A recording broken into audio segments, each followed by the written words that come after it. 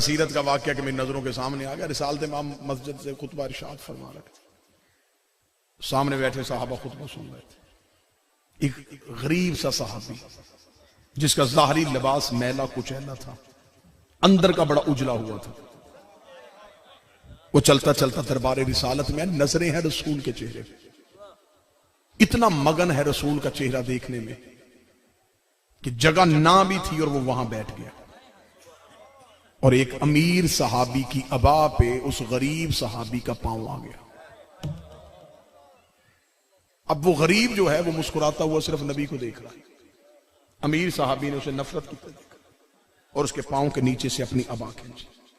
ابا کھینچنے کے بعد جب اس نے پھر نبی کی طرف دیکھا تو نبی کی نظریں اس امیر صحابی کے چہرے پہ رک گئی. اب اس امیر صحابی کو پتا چل گیا کہ میری غلطی کو نبی نے نوٹ کر لیا. مجمع میں سے کسی کو نہیں پتا کہ کیا ہوا ہے, اور نبی نے تقریر رو کے صرف اسے دیکھنا شروع کیا.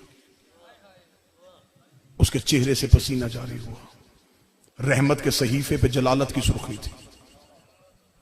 اس نے مجمع سے بیٹھے ہوئے نبی کی طرف ہاتھ جوڑے. نبی نے ممبر سے بیٹھ کے اشارہ کیا,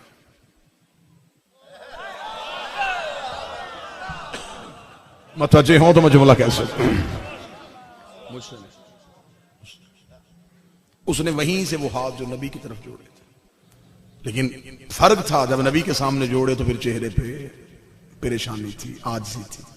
جب نبی نے کہا کہ اس سے معافی مانگو, چہرہ نبی کی طرف رکھا, ہاتھ ادھر کر لیا. اب اندر کی امیری جو ہے وہ غریب کا چہرہ بھی نہیں دکھا رہی. میں بتانے لگا ہوں کہ نبی نے مزاج کیسے بدلے تھے. یوں ہاتھ کیا, اس غریب صحابی نے اس کی طرف دیکھا ہی نہیں اور وہ نبی کا چہرہ تھا. رسالت امام کی نظریں وہیں کی وہیں رکی. مجمع خاموش ہے کہ ہو کیا رہا ہے. اب اس امیر صحابی نے اس غریب کی طرف دیکھ کے کہا, اس نے کہا نہیں.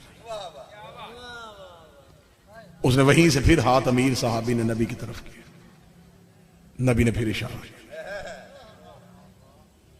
اب اسے خبر ہو گئی کہ نبی اس لیے معاف نہیں کر رہے کہ یہ معاف نہیں کر رہا. اس نے ہاتھ اس کی طرف دے کے کان میں آہستہ سے کہا, آدھی دولت لے لے, مجھے معاف کر دے. تو نہیں کرے گا تو وہ نہیں کرے گا, وہ نہیں کرے گا تو وہ نہیں کرے گا, آدھی دولت لے لے. غریب صاحب نے کہا نا, سوال ہی پیدا نہیں. اب غریب کو بھی ایسا موقع کبھی کبھی ملتا ہے کہ کوئی اس سے معافی مانگے. اس کا نہیں. آخر کتاب کہتی ہے کہ مجبور ہو کے اس نے کہا ساری دولت لے لے. میں نے اس دولت کا کرنا ہی کیا ہے جب نبی ناراض ہوئی. ساری دولت لے, معاف کر دے. اس کا نہیں کروں گا. امیر صاحبی چلتا چلتا ممبر کے قریب آ گیا, نبی کے پاؤں پہ ہاتھ رکھ کے کہنے لگا, یا رسول اللہ, دولت بھی ساری دے رہا ہوں, معافی بھی مانگ رہا ہوں. وہ پھر بھی معاف نہیں کر رہا. نبی نے غریب صحابی کو بلا کے کہا, جب دولت بھی دے رہا ہے, معافی بھی مانگ رہا ہے, تو معاف کیوں نہیں کر رہا؟ اس نے کہا, یا رسول اللہ, اس کے کہنے پہ کرنا نہیں چاہتا تھا, حسرت یہی تھی آپ حکم کرے. اس کے کہنے پہ نہیں کرنا چاہتا تھا, حسرت ہی سفارش آپ کی ہو, پھر نوکر حکم کی تعمیل کر دے گا.